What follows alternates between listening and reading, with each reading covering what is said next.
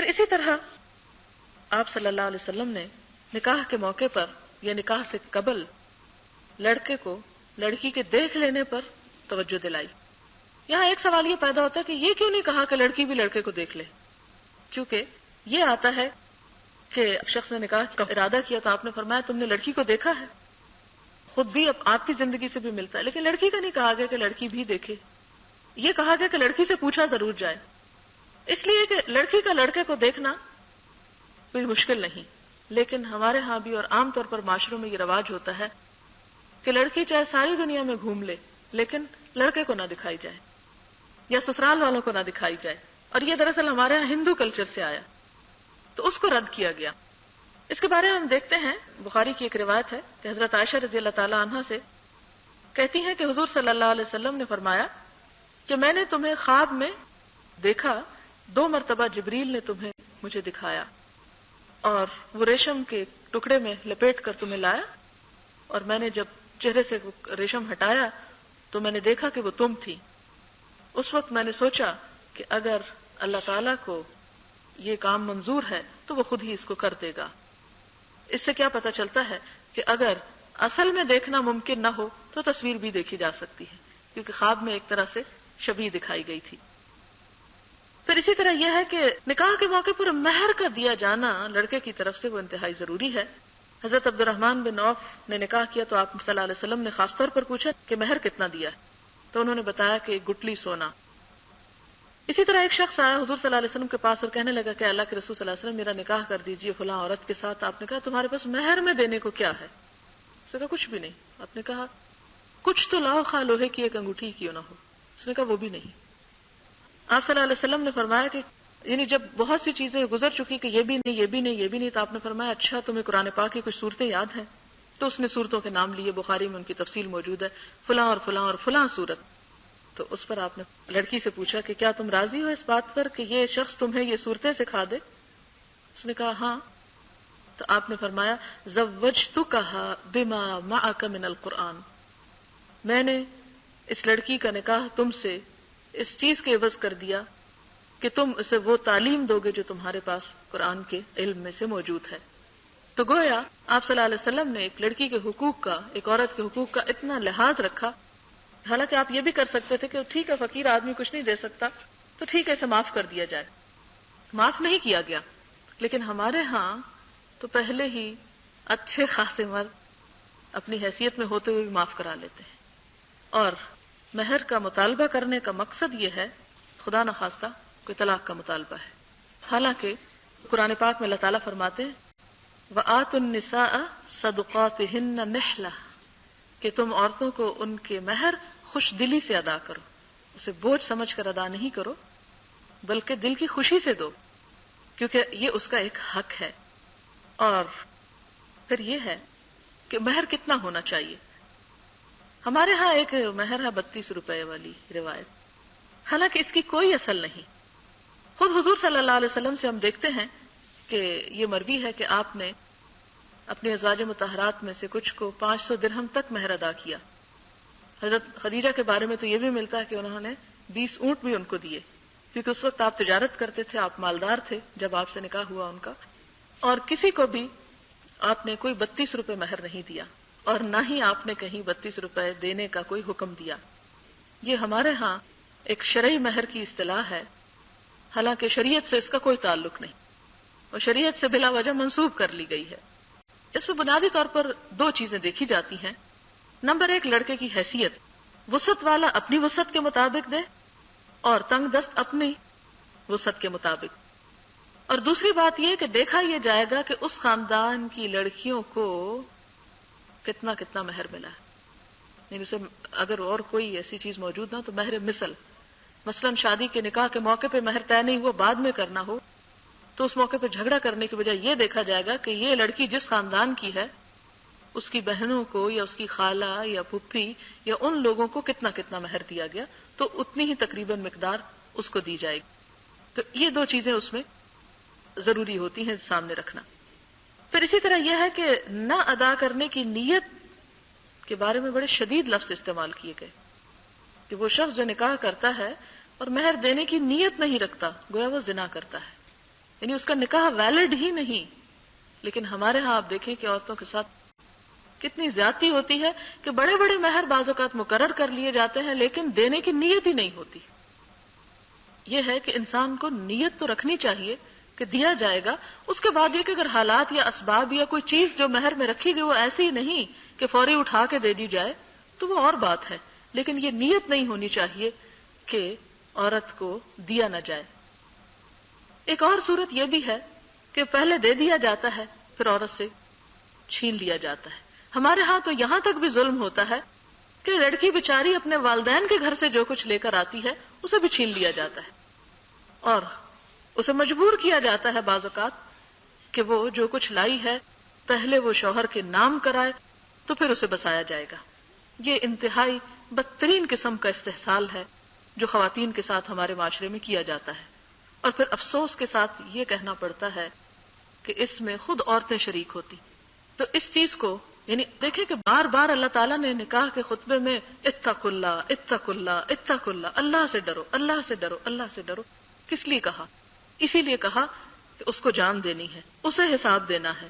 اگر تم کسی پر بھی زیادتی کرو گے، کیونکہ دونوں میں لڑکی بیچاری ذرا کمزور ہوتی ہے، اسے اپنے مستقبل کا خوف ہوتا ہے کہ اگر میں نہیں مانوں گی تو پھر میرا کیا ہوگا، تو وہ اس دباؤ میں آ کے اپنے ہر حق سے دستبردار ہوتی چلی جاتی. تو یہ ظلم روا رکھنا جو ہے اس کے بارے میں آپ کو معلوم ہوگا کہ حضور صلی اللہ علیہ وسلم نے اپنی دنیا سے رخصتی سے چند لمحے پہلے بھی یہی کہا تھا، عورتوں اور غلاموں کے بارے میں اللہ سے ڈرنا. یہ کمزور چیزیں ان کے اوپر زیادتی نہ کرنا، ان کے حقوق مت چھیننا. کیونکہ اس دور میں جاہلیت کے عربوں میں بھی عورت کے کوئی حقوق نہیں تھے اور ان کو کچھ دیا نہیں جاتا تھا، ان کی کوئی عزت نہیں تھی، ان کا کوئی قرار نہیں تھا، ان کا کوئی ٹھکانہ نہیں تھا. جو جب چاہتا نکاح کر لیتا اور کوئی پابندی نہیں تھی، جتنے چاہتا کر لیتا، اور جب چاہتا طلاق دیتا، اس پر کوئی اس کو پوچھنے والا نہیں تھا. لہذا معاشرہ ایک افراتفری کا شکار ہو کر رہ گیا. بہت سے لوگ اس پر بھی اعتراض کرتے ہیں کہ عورت کو طلاق کا حق کیوں نہیں دیا گیا. اسلام نے بڑی زیادتی کی ہے عورت کے ساتھ. حالانکہ اگر دیکھا جائے تو اگر یہ حق عورت کے پاس ہوتا تو شوہر پستول رکھ کے عورت سے طلاق دلواتے، خود کبھی نہ دیتے. یا ساس یا دوسرے خاندان والے مجبور کر کے کہ عورت ہی طلاق دے، اور اگر عورت دیتی تو پھر اسے مہر یا اس کے جو دوسرے حقوق تھے اس سے تو دستبردار ہو جاتی، وہ تو اس کو نہ ملتے. لہٰذا اللہ تعالیٰ نے عورت کو اگر یہ اختیار نہیں دیا تو اس کو محفوظ کیا، اسے بچایا ہے، اس کی پروٹیکشن کی ہے. کیونکہ جب اتھارٹی پاس ہوتی ہے تو اس کا استعمال اچھا یا برا وہ بھی بہت پھر حساب کی چیز ہو جاتی، اس پر بھی محاسبہ ہوتا ہے. پھر اس کے بعد بہت اہم چیز ہے ولیمہ. اسلام میں نہ تو بارات کا کوئی کانسیپٹ ہے اور نہ ہی نکاح کے موقع پر لڑکی والوں کے اوپر کوئی ذمہ داری ہے کہ وہ اس قسم کے رسم و رواج کو نبھائیں جو ہمارے معاشرے میں بہت عام ہے. اس میں جو چیز فرض کی گئی وہ لڑکے کے اوپر فرض کی گئی کہ وہ ولیمہ کرے. اور اس کے بارے میں آپ صلی اللہ علیہ وسلم نے بہت تلقین بھی کی، اور وہ ہے آپ صلی اللہ علیہ وسلم نے حضرت عبد الرحمن بن عوف سے ہی کہا کہ اولم ولو بشاتن، ولیمہ ضرور کرو خواہ ایک بکری کا ہی کیوں نہ کرو. اسی طرح آپ صلی اللہ علیہ وسلم نے حضرت زینب سے شادی کے بعد ولیمے میں بکری ذبح کی. ولیمے کی دعوت کو قبول کرنا بھی ضروری ہے. آپ صلی اللہ علیہ وسلم نے فرمایا من ترک الدعوۃ فقد عصى اللہ ورسولہ، جس نے ولیمے کی دعوت قبول نہ کی اس نے اللہ اور رسول کی نافرمانی کی. اس کے پیچھے بھی بڑی حکمت ہے. جب میں نے یہ بات پڑھی تو میں نے کہا یہ اتنی بڑی کیا بات ہے، ٹھیک ہے انسان کا نہیں دل چاہتا کہیں جانے کو نہ جائے، لیکن بات یہ ہے کہ یہ خاندانوں کو جوڑنے کا ایک بہترین طریقہ ہے کہ نکاح کے موقع پر عموماً یہ ہوتا ہے کہ لوگ ایک دوسرے سے ناراض ہو جاتے ہیں. ہمیں گھر آ کر دعوت نہیں دی گئی، ہمیں اس موقع پہ یوں نہیں پوچھا گیا، ہمیں اس طرح نہیں بلایا گیا، لہٰذا ہم شادی پر نہیں آ رہے. یعنی جو دل کے غبار ہوتے ہیں وہ عین شادی کے موقع پہ نکالے جاتے ہیں. اور آپ دیکھیں کہ سارے رشتہ دار جہاں جمع ہوتے ہیں، ایک اگر نہیں آتا تو صرف ایک کی نہ آنا جو ہے وہ سب کو چبھ رہا ہوتا ہے. یہ نہیں دیکھتے کہ کتنے آئے ہیں، یہ دیکھا جاتا آیا کون نہیں. لہذا یہ بتا دیا گیا کہ ولیمے کی دعوت قبول نہ کرنا جو ہے یہ اللہ اور رسول کی نافرمانی ہے. پھر اسی طرح ایک اور نقطہ بتایا گیا ہم کو، اور وہ یہ ہے کہ بدترین کھانا ولیمے کا وہ کھانا ہے جس میں صرف امیروں کو بلایا جائے اور غریبوں کو بھلا دیا جائے. بدترین کھانا ولیمے کی دعوت ہے، یدعى لها الاغنیاء ویترک الفقراء، جس میں صرف اغنیاء بلائے جاتے ہیں اور فقراء چھوڑ دیے جاتے ہیں، خواہ وہ رشتہ دار ہی کیوں نہ ہو، اس لیے کہ یہ تو ہماری بےزتی کر دیں گے کہ ان کے ایسے ایسے رشتہ دار ہیں.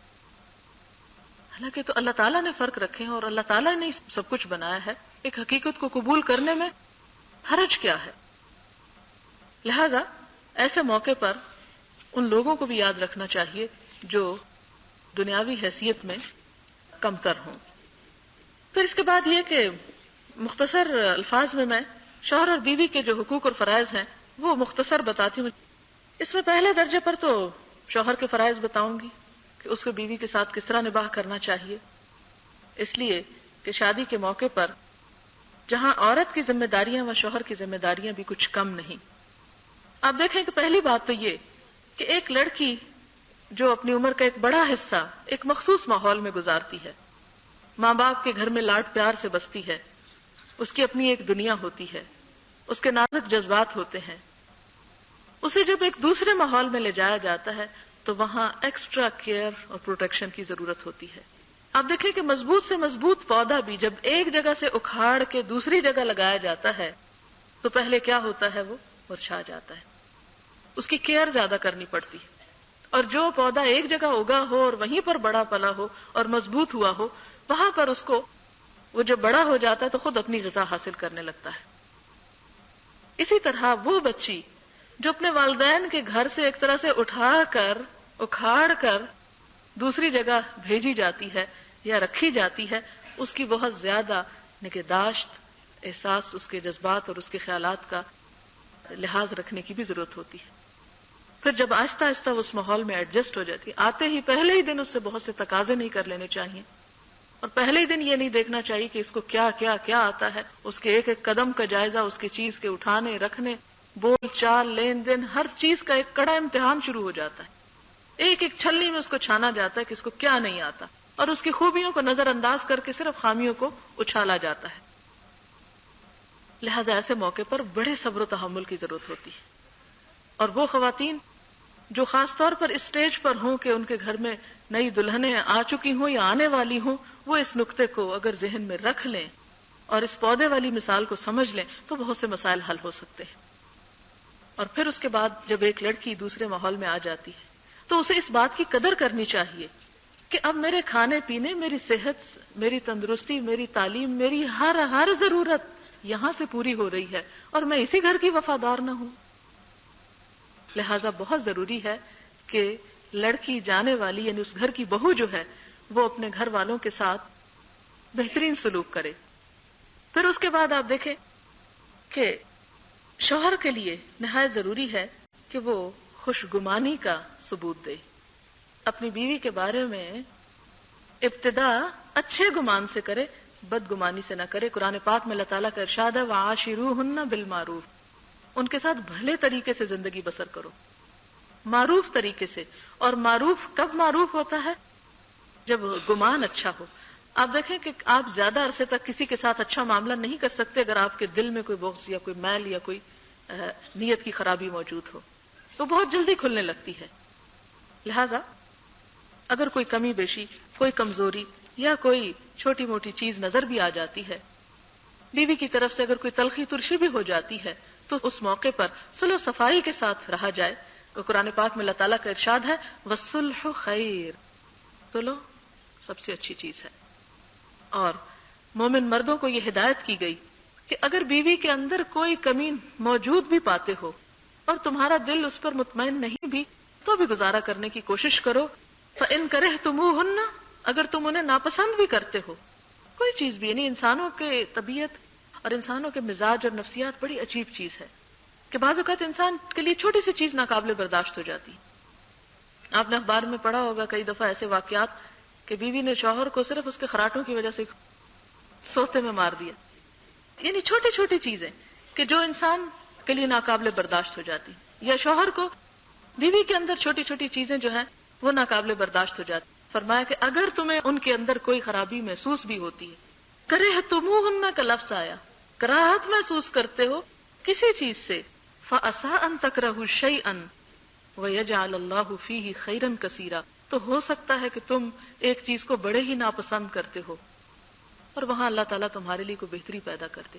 ہو سکتا ہے اسی بیوی سے تمہیں اللہ تعالیٰ ایسی اولاد دے دے کہ جو تمہاری نسلوں کو سنوارنے کا سبب ہو جائے اور تمہاری عاقبت اس سے سنور جائے.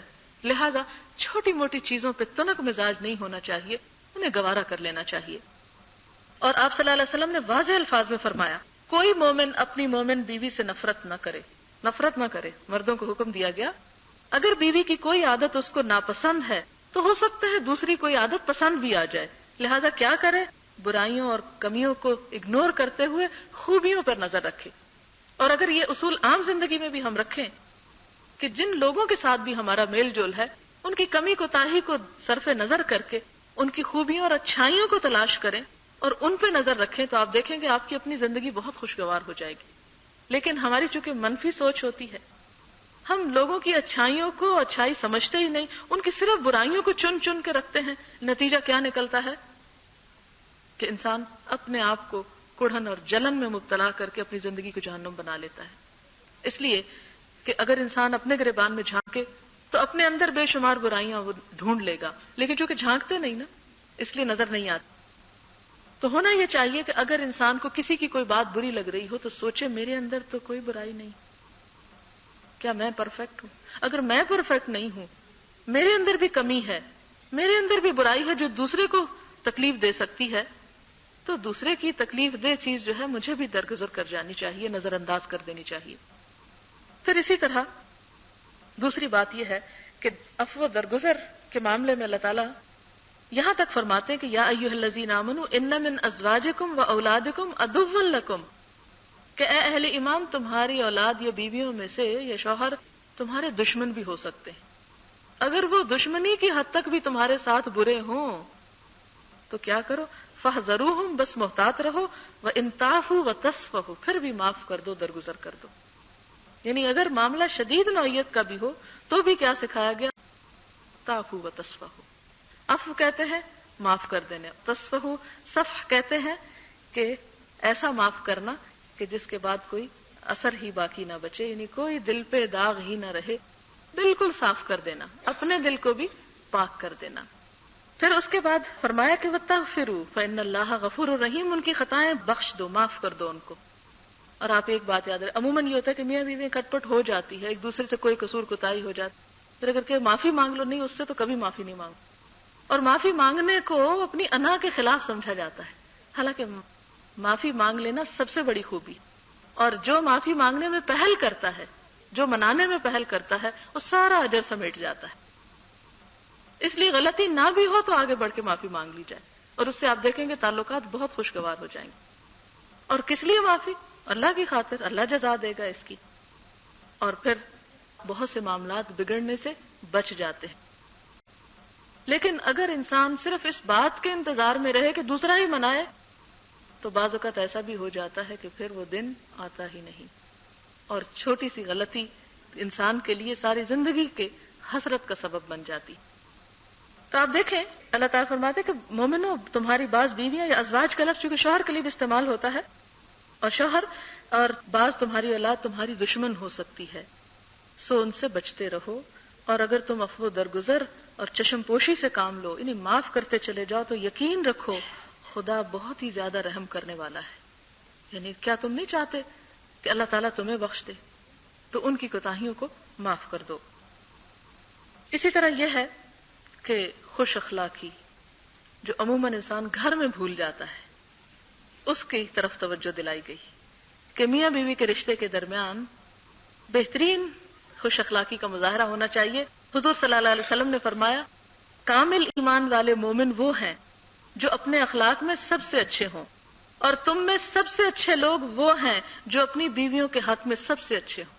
یعنی سب سے اچھا یعنی با اخلاق اللہ تعالیٰ کی نظر میں وہ ہے جو اپنی بیوی کے ساتھ با اخلاق. یہ مردوں کو کہا جا رہا ہے، افسوس کہ وہ تو سن نہیں رہے،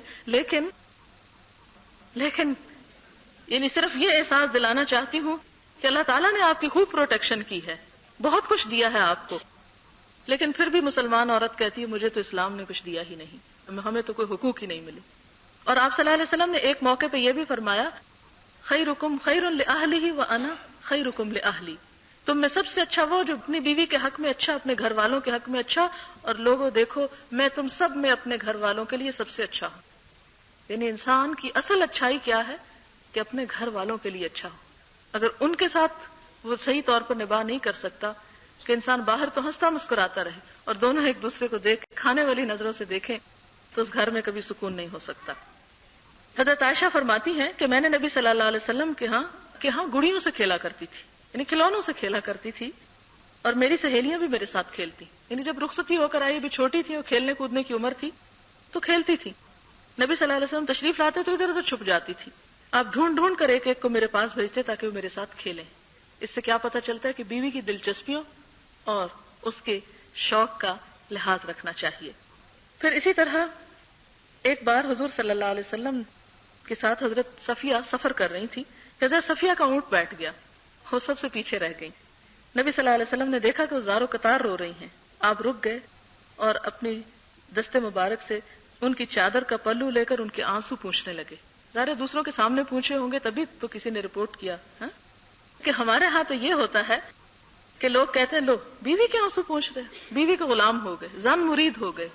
حالانکہ اللہ کے رسول صلی اللہ علیہ وسلم سے بڑھ کر خوش اخلاق اور کوئی نہیں تھا، اور ہوا کیا، آپ آنسو پوچھتے جاتے اور وہ بے اختیار روتی جاتی اور رو رہی تھی۔ پھر اسی طرح ایک اور موقع پر آپ نے اپنا گھٹنا آگے کیا کہ وہ اونٹ پر سوار ہو سکے، یعنی آپ صلی اللہ علیہ وسلم نے اس معاملے کو بھی کوئی اپنے لیے برائی نہیں سمجھا۔ اور وہ جو سب سے عظیم انسان اگر اتنی عاجزی کا مظاہرہ کر سکتے ہیں تو ہم اپنی زندگی میں ایک دوسرے کے لیے نرم اور عاجز کیوں نہیں ہو سکتے۔ پھر اسی طرح مرد کے اوپر یہ ذمہ داری عائد ہوتی ہے کہ وہ بیوی کی ضروریات زندگی کو فراہم کرے اور اس میں بخل سے کام نہ لے، کیونکہ اللہ تعالیٰ نے مردوں کو جو فضیلت عطا کی وہ اسی بنیاد پر کہ وہ اپنی بیوی پہ خرچ کرتے ہیں۔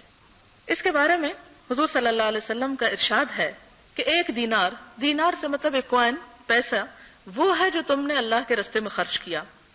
ایک دینار وہ ہے جو تم نے کسی غلام کو آزاد کرنے میں خرچ کیا۔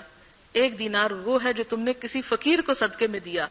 ایک دینار وہ ہے جو تم نے اپنے گھر والوں پہ خرچ کیا۔ ان میں سب سے زیادہ اجر اور ثواب اس دینار کے خرچ کرنے کا ہے جو تم نے اپنے گھر والوں پہ صرف کیا، یعنی گھر والوں کی ضروریات پوری کرنا ثواب کا کام ہے۔ یہ صحیح مسلم کی روایت ہے۔ اپنے گھر والوں کی ضروریات پوری کرتا ہے تو وہ یہ نہ کہے کہ وہ تو اپنے پیسے گنوا رہا ہے۔ اسی کا سے مجھے واقعہ یاد آیا کہ حضرت عبداللہ بن مسعود کی بیوی تھی، ہنرمند خاتون تھی، اپنے ہاتھ سے کچھ کام کرتی اور کماتی تھی۔ تو ایک دفعہ حضور صلی اللہ علیہ وسلم نے عورتوں کو تلقین کی کہ صدقہ کیا کرو، تو بڑی خفا ہوئی اور کہنے لگی عبداللہ تم پہ اور تمہارے بچوں پہ خرچ کر کر کے مجھے تو موقع ہی نہیں ملتا کہ میں کوئی اور کسی کام میں خرچ کروں، تو جاؤ تم پوچھ کر آؤ حضور صلی اللہ علیہ وسلم سے کہ کیا مجھے اس کا کوئی ثواب ملے گا۔ وہ کہنے لگے نہیں میں تو نہیں پوچھتا، تم خود جا کے پوچھو۔ کہنے کہ اچھا میں جا رہی ہوں پوچھنے۔ جب گئیں تو وہاں پر اندر جانے کی ہمت نہیں ہو رہی تھی کہ جا کے کیسے حضور صلی اللہ علیہ وسلم سے پوچھیں۔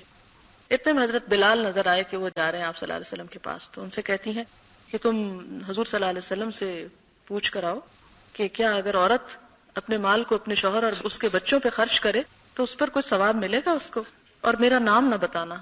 وہ جب اندر پہنچے تو انہوں نے کہا کہ یا رسول اللہ صلی اللہ علیہ وسلم کوئی خاتون یہ مسئلہ پوچھ رہی، تو انہوں نے کہا کہ کون ہے؟ تو کہا کہ زینب ہے۔ کہا کون سی زینب ہے؟ تو حضرت بلال کو بتانا پڑ گیا۔ اب یہ کہ انہوں نے تو کہا تھا مت بتانا، لیکن دوسری طرف جب اللہ کے رسول صلی اللہ علیہ وسلم نے پوچھا تو وہ چھپا نہ سکے، تو آپ نے فرمایا جاؤ اس کو بتا دو کہ وہ سب اس کے لیے صدقہ ہے، یعنی بیوی اپنی کمائی میں سے، اپنے مال میں سے جو کچھ بچوں یا شوہر پہ خرچ کرتی ہے اس پر اجر اور ثواب کی مستحق ہو۔ دنیا میں تو اسے کچھ نہیں ملتا، دنیا میں تو ایک طرح سے وہ لوز کر رہی ہے، لیکن اللہ تعالیٰ کے ہاں اس کا بہترین اجر اور ثواب ہے، کیونکہ اس پہ فرض نہیں ہے خرچ کرنا، وہ دل کی خوشی سے کر رہی ہے۔ لہٰذا اگر شوہر یا بچے ضرورت مند ہیں تو پہلے ان کا حق ہے باہر کے غریبوں سے۔ پھر اسی طرح شوہر کے اوپر یہ فرض بھی عائد ہوتا ہے کہ وہ اپنے گھر والوں کی، اپنی بیوی کی تعلیم و تربیت کا بھی انتظام رکھے، یعنی صرف کھلانا پلانا ہی مقصود نہیں بلکہ ان کو سیدھے رستے پہ قائم رکھنا، انہیں نیکی کی تلقین کرنا، انہیں جہنم کی آگ سے بچانا بھی ضروری ہے۔ قرآن پاک میں اللہ تعالیٰ کا ارشاد ہے یا ایھا الذین آمنوا قوا انفسکم واہلیکم نارا، اے اہل ایمان اپنے آپ کو اور اپنے گھر والوں کو آگ سے بچاؤ۔ اسی لیے فقہا یہ کہتے ہیں کہ اگر کوئی شوہر اپنی بیوی کو علم حاصل کرنے سے روکے تو بیوی کو اس معاملے میں شوہر کی اطاعت نہیں کرنی چاہیے. یعنی یا تو شوہر خود اس کا کوئی انتظام کرے، اگر نہیں کرتا اور بیوی خود سیکھنا چاہتی ہے تو شوہر اس کو روک نہیں سکتا، کیونکہ علم ایک ایسی چیز ہے، ایک ایسی سیرابی ہے جس میں کسی کو کسی حالت میں بھی روکا نہیں جا سکتا. اسی طرح قرآن پاک میں ایک اور آیت آتی ہے وَأْمُرْ أَهْلَكَ بِالصَّلَاةِ وَاسْتَبِرْ عَلَيْهَا. شوہر پہ ذمہ داری عائد ہوتی کہ اپنے گھر والوں کو نماز کا حکم دے اور اس پہ خود بھی قائم رہے. اسی طرح آپ صلی اللہ علیہ وسلم نے فرمایا جب کوئی مرد رات میں اپنی بیوی کو جگاتا ہے اور دونوں مل کر 2 رکعت نماز پڑھتے ہیں تو شوہر کا نام ذکر کرنے والوں میں اور بیوی کا نام ذکر کرنے والیوں میں لکھ لیا جاتا ہے. یعنی ایک دوسرے کی مدد کرنی چاہیے نیکی کے کاموں میں.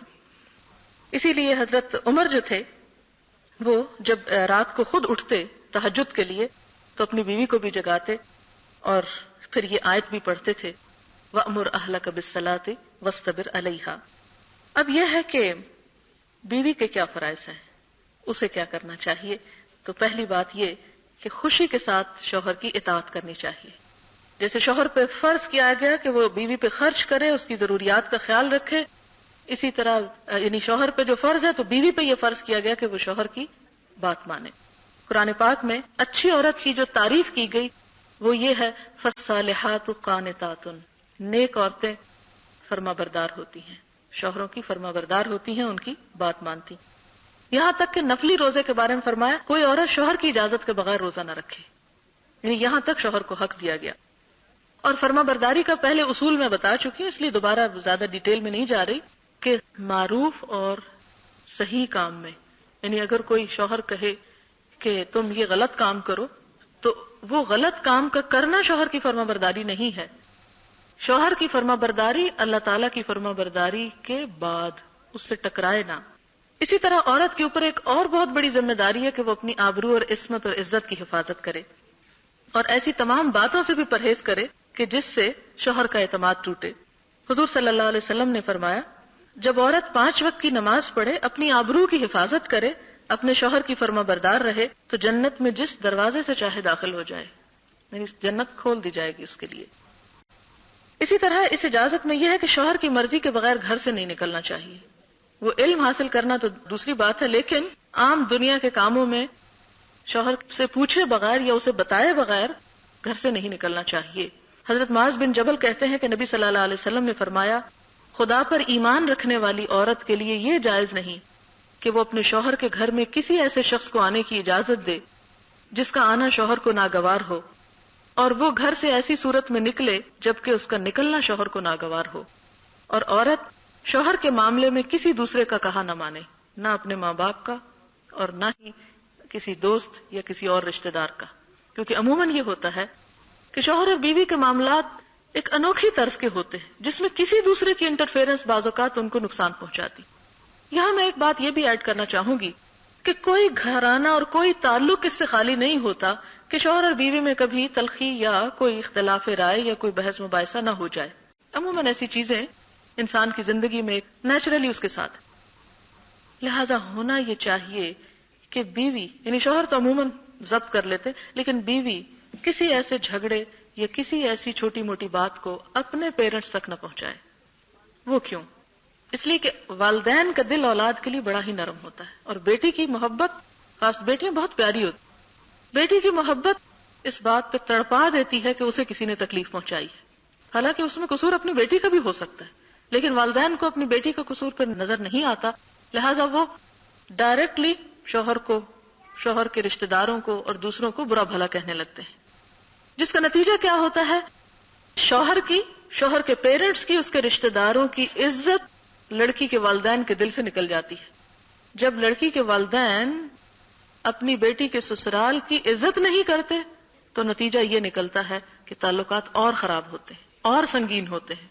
اور بعض اوقات یہ ہوتا ہے کہ میاں بیوی لڑنے کے بعد تھوڑی دیر غصہ کیا اور پھر ہم ایک دوسرے سے صلح کرنا چاہتے ہیں تو والدین اس میں آڑے آ جاتے. اب تو یہ صلح ہو ہی نہیں سکتی. اس کا ایک بڑا مشہور واقعہ حدیث کی کتابوں میں ملتا ہے کہ ایک شخص نے اپنی بیوی کو مارا یا اس کے ساتھ زیادتی کی، اور وہ لڑ جھگڑ کر اپنے بھائی کے پاس آ گئی.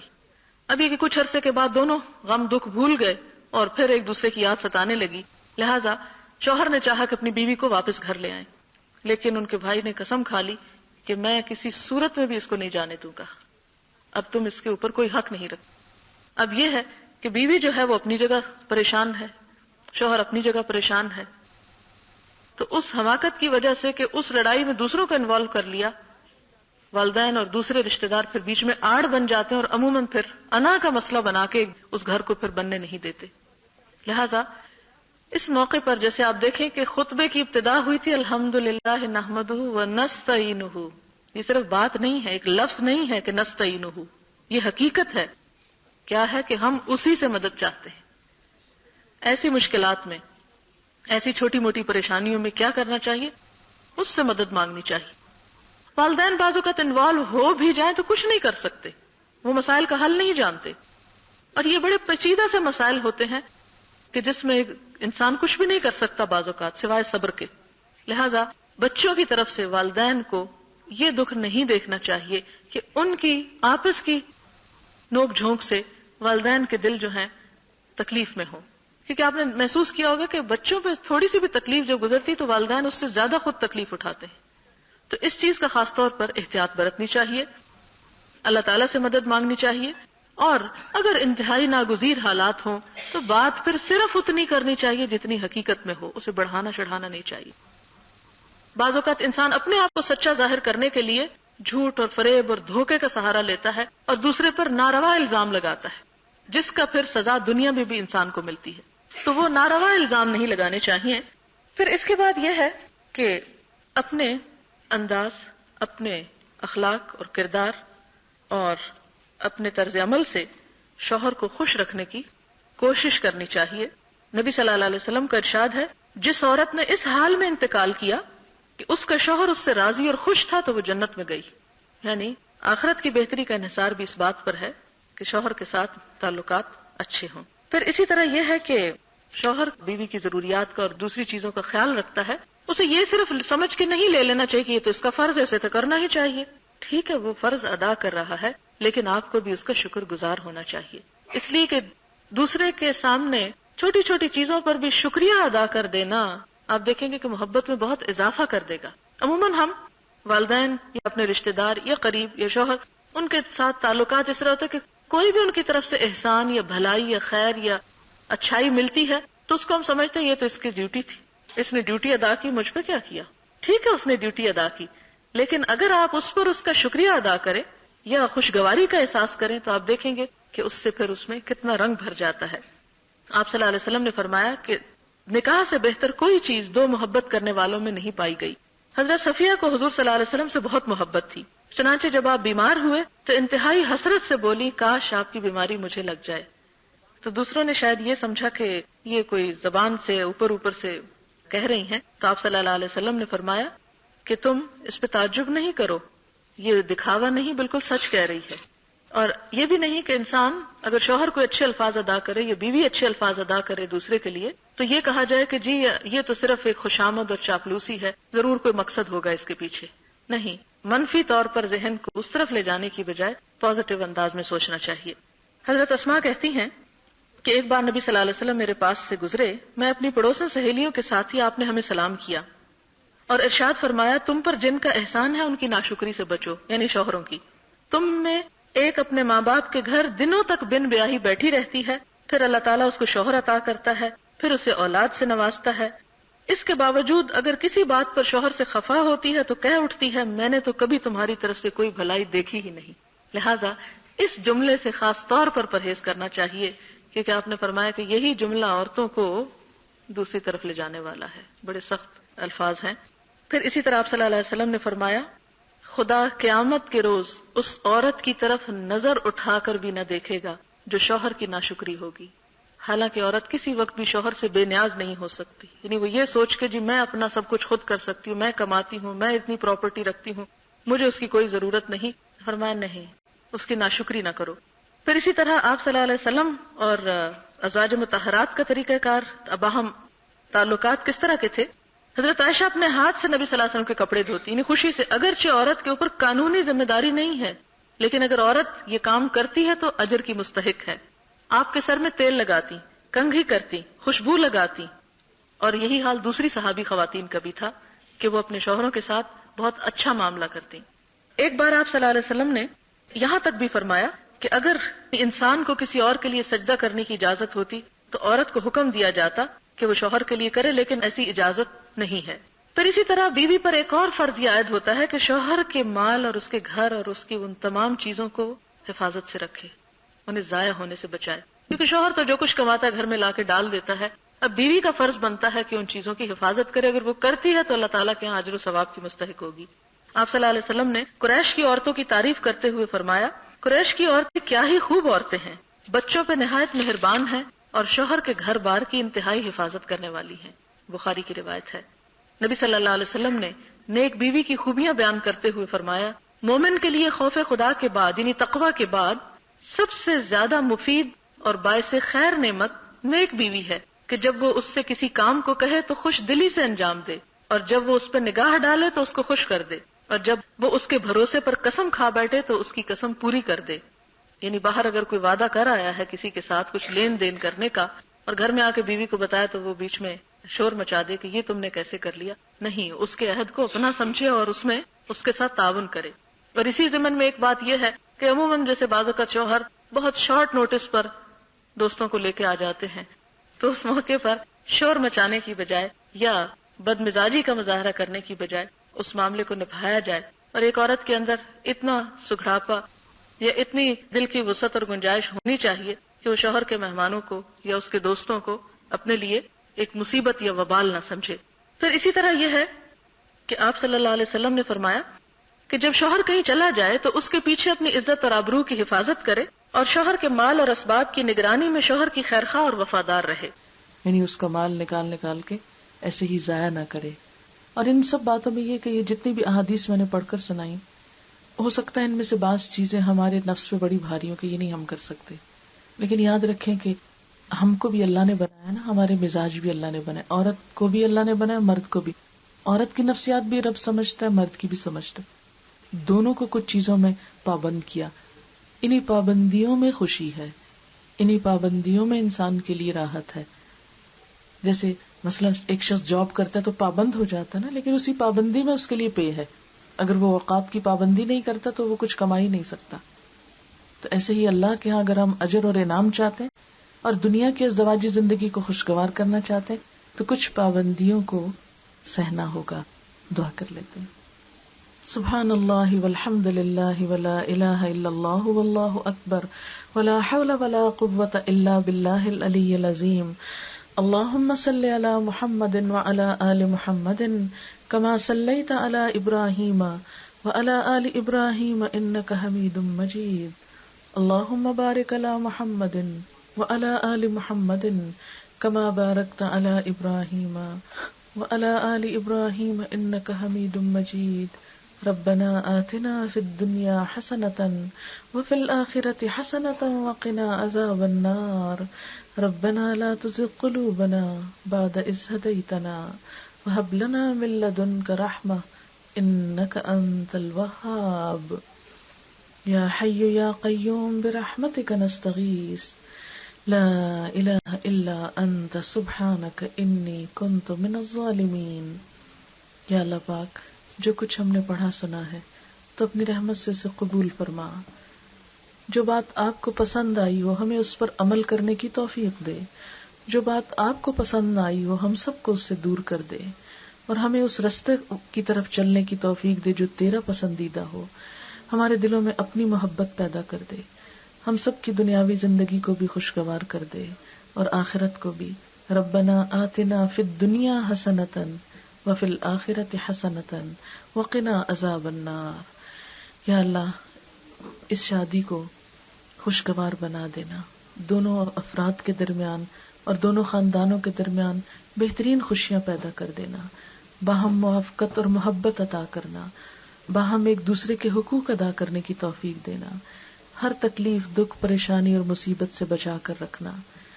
یا رب العالمین، جنہوں نے اس مجلس کا اہتمام کیا ہے ان کے لیے اس کو خیر و برکت کا باعث بنا، ان کے گھر، ان کی عزت، جان مال، ہر چیز کی حفاظت فرما یا رب العالمین. ان کے بچوں کو ان کی آنکھوں کی ٹھنڈک بنا. یا اللہ جتنے بھی حاضرین مجلس ہیں ان کے دلوں میں جو دعائیں اور تمنائیں ان کو پورا فرما. وآخر دعوانا ان الحمد للہ رب العالمین. سبحانک اللہم و بحمدک نشہد ان لا الہ الا انت نستغفرک و نتوب الیک. السلام علیکم و رحمۃ اللہ وبرکاتہ.